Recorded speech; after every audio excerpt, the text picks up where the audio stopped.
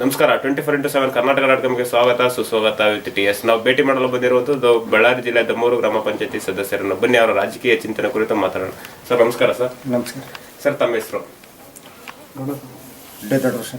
Sir, ನೀವು ಯಾವ ಗ್ರಾಮ ಪಂಚಾಯತಿಯಿಂದ ಆಯ್ಕೆಯಾಗಿ ಬಂದಿರೋಂಥದ್ದು? ಸರ್, ದಮ್ಮೂರು ಗ್ರಾಮ ಪಂಚಾಯತ್. ದಮ್ಮೂರು ಗ್ರಾಮ ಪಂಚಾಯತಿಯಿಂದ ಆಯ್ಕೆಯಾಗಿ ಬಂದಿರೋದು. ಸರ್, ನಿಮ್ಗೆ ಈಗ ಆಯ್ಕೆ ಆದಂತ ಸಂದರ್ಭದಲ್ಲಿ ಎಷ್ಟು ಮತಗಳ ಅಂತರದಿಂದ ನೀವು ವಿನ್ ಆಗಿರೋಂಥದ್ದು? ಸರ್, ಅನ್ಕೊಂಡಿಷ್ಟ ಅವಿರೋಧವಾಗಿ ಆಯ್ಕೆ ಆಗಿರೋಂಥದ್ದು. ಸರ್, ನಿಮ್ಗೆ 4 ವರ್ಷ ಕಾಲಾವಧಿ ಮುಗಿದಿದೆ. ಸರ್, ಈ ಕಾಲಾವಧಿಯಲ್ಲಿ ಯಾವ ರೀತಿ ಅಭಿವೃದ್ಧಿ ಕಾರ್ಯಕ್ರಮಗಳನ್ನ ಮಾಡಿದಿರಾ ಸರ್ ನೀವು?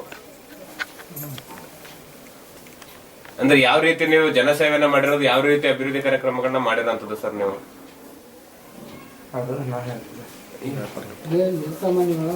ರೋಡಿಗೆ ಗ್ರಾವಲ್ಸ್ ಹಾಕ್ಸಿದ್ವಿ, ಬಾವಿದ ಉಳಿಸಿದ್ವಿ ಅಷ್ಟೇ. ಅಂದ್ರೆ ಈಗ ಕುಡಿಯೋ ನೀರಿನ ಸೌಲಭ್ಯನ ಅಥವಾ ಕರೆಂಟ್ ಮತ್ತೆ ಚರಂಡಿ, ರೋಡ್, ಈ ತರ ಅಭಿವೃದ್ಧಿ ಕಾರ್ಯಕ್ರಮಗಳ ಆಗಿದಾವಲ್ವಾ ಸರ್ ನಿಮ್ಮ ಯೂತ್ ಪೀರಿಯಡ್ ಅಲ್ಲಿ? ಆಗಿದೆ ಸರ್. ಇನ್ನು 1 ವರ್ಷ ಕಾಲಾವಧಿ. ಸರ್, ಈ 1 ವರ್ಷ ಕಾಲಾವಧಿ ಇನ್ನೂ ಯಾವ ರೀತಿ ಅಭಿವೃದ್ಧಿ ಕಾರ್ಯಕ್ರಮಗಳನ್ನ ಮಾಡ್ಬೇಕು ಅಂತ ಅನ್ಕೊಂಡಿದ್ದೀರಾ ಸರ್ ನೀವು?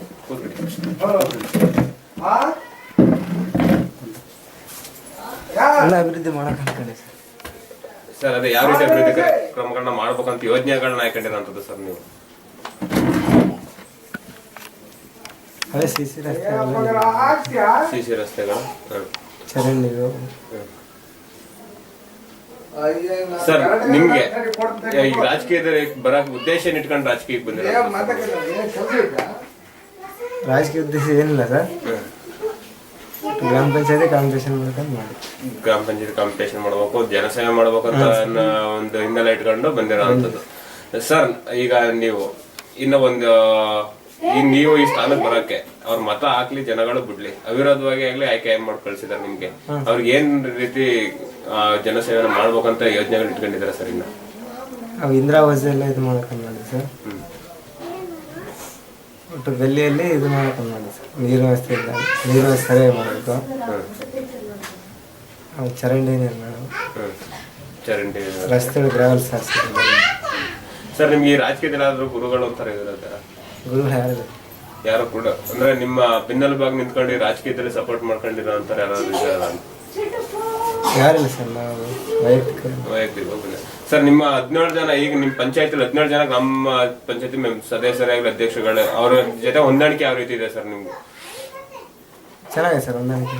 ಎಲ್ಲರೂ ಕೂಡ ಸ್ಪಂದನೆಯನ್ನ ನಿಮ್ಮ ಮಾಡೋ ಅಭಿವೃದ್ಧಿ ಕಾರ್ಯಕ್ರಮಗಳ ಸ್ಪಂದನೆ ಕೊಡ್ತಾ ಇದ್ದಾರೆ. ಸರ್, ನಿಮ್ಮ ಮೇಲಧಿಕಾರಿಗಳ ಮಟ್ಟದಲ್ಲಿ ಏನಾದ್ರು ಅಭಿವೃದ್ಧಿ ಕಾರ್ಯಕ್ರಮಗಳನ್ನ ಮಾಡ್ಬೇಕು ಅಂತ ಏನಾದ್ರು ಅನ್ಕೊಂಡು ಯೋಜನೆ ಹಾಕೊಂಡಿರೋದು ಉಂಟಾ ಸರ್ ನೀವು? ಸರ್, ಮೇಲಧಿಕಾರಿ ಅಂದ್ರೆ ಈಗ MLA ಆಗ್ಲಿ, MP ಆಗ್ಲಿ, ಇವರ ನಿಮ್ಮ ಇತ್ತಿಗೆ ಬರೋಂಥ ವ್ಯಾಪ್ತಿಗೆ ಬರೋಂಥ MLAಗಳು ಅವ್ರ ಹತ್ರ ಏನಾದ್ರು ನೀವು ಯೋಜನೆಗಳನ್ನ ಇಟ್ಕೊಂಡು ಏನಾದ್ರು ಕಾರ್ಯರೂಪಕ್ಕೆ ತರ್ಬೇಕು ಅಂತ ಏನಾದ್ರು ಅನ್ಕೊಂಡಿರೋಂಥದ್ದು? ಅಂದ್ರೆ ನಿಮ್ಮ ಊರ ಅಭಿವೃದ್ಧಿ ಕಾರ್ಯಕ್ರಮಗಳಿಗೆ ಅವ್ರ ಹತ್ರ ಏನಾದ್ರು ನೀವು ಕೇಳ್ಕೊಳಕ್ ಇಷ್ಟಪಡ್ತೀರಾ ಅಂತ? ಕೇಳ್ತು ಸರ್, ಆದ್ರೆ ಮಾಡ್ಯಾರ, ಮಾಡಿದ್ದಾರೆ.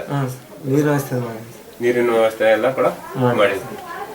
ಓಕೆ ಸರ್, ನಿಮ್ಮ ಈ ಗ್ರಾಮ ಪಂಚಾಯತಿ PDO ಆಗಿರ್ಲಿ, ಇವ್ರಾಗಿರ್ಲಿ, ಬಿಲ್ ಕಲೆಕ್ಟರ್ಗಳಾಗ್ಲಿ, ಸೆಕ್ರೆಟರಿಗಳಾಗ್ಲಿ, ಅವರೆಲ್ಲ ಯಾವ ರೀತಿ ಸಪೋರ್ಟ್ ಅನ್ನ ಮಾಡ್ತಾರೆ ಸರ್ ನಿಮ್ಮ ಅಭಿವೃದ್ಧಿ ಕಾರ್ಯಕ್ರಮಗಳಿಗೆ?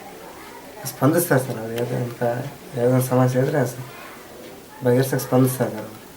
ಹೌದು. ಓಕೆ ಸರ್, ಈಗ ನಿಮ್ ಜನಗಳಿಗೆ ಯಾವ ರೀತಿ ಕೃತಜ್ಞತೆ ಹೇಳ್ತೀರಾ ಸರ್ ನೀವು ಲಾಸ್ಟ್ನದಾಗಿ? ನಿಮ್ಮ ಈ ವಾರ್ಡಿನ ಜನಗಳಿಗೆ ಯಾವ ರೀತಿ ಕೃತಜ್ಞತೆನ ಸಲ್ಲಿಸ್ತೀರಾ ನೀವು? ಅವಿರುದ್ಧವಾಗಿ ಆಯ್ಕೆ ಮಾಡಿ ಕಳಿಸಿದ್ದಾರೆ, ಅವ್ರಿಗೆ ಯಾವ ರೀತಿ ಧನ್ಯವಾದನ ಹೇಳ್ತೀರಾ ನೀವು? ಅಂದ್ರೆ ಯಾವ ರೀತಿ ಹೇಳ್ಬೇಕಂದ್ರೆ ಅಭಿವೃದ್ಧಿ ಕೆಲಸ ಮಾಡ್ತಾರೆ ಸರ್, ಅದಕ್ಕಾಗಿ ಕೃತಜ್ಞತೆ. ಓಕೆ ಸರ್, ನೋಡಿದ್ರಲ್ಲ ವೀಕ್ಷಕರೇ, ಯಾವ ರೀತಿ ನಿಮ್ಮ ಈ ಅವಿರೋಧವಾಗಿ ಆಯ್ಕೆ ಮಾಡಿ ಕಳಿಸಿರೋಂಥ ನಿಮ್ಮ ಜನಪ್ರಿಯ ನಾಯಕರು ಯಾವ ರೀತಿ ಅಭಿವೃದ್ಧಿ ಕಾರ್ಯಕ್ರಮಗಳನ್ನ ಮಾಡ್ಬೇಕಂತ ಯೋಜನೆಗಳನ್ನ ಇಟ್ಕೊಂಡಿರೋಂಥದ್ದು. ಹೀಗೆ ಇದೇ ರೀತಿ ರಾಜಕೀಯದಲ್ಲಿ ಮುಂದುವರಿಲಿ ಅಂತ ಹೇಳ್ತಾ ಈ 2 ಮಾತನ್ನು ಮುಗಿಸ್ತಾ ಇದ್ದೀನಿ. ಯಾವುದೇ ಎಲ್ಲಿದೆ ಮಾಹಿತಿ ಬೇಕಾದರೂ ವೀಕ್ಷಿಸ್ತಾ ಹೋಗಿ 24x7 ಕರ್ನಾಟಕ.com. ಧನ್ಯವಾದಗಳು. ನಮಸ್ಕಾರ ಸರ್.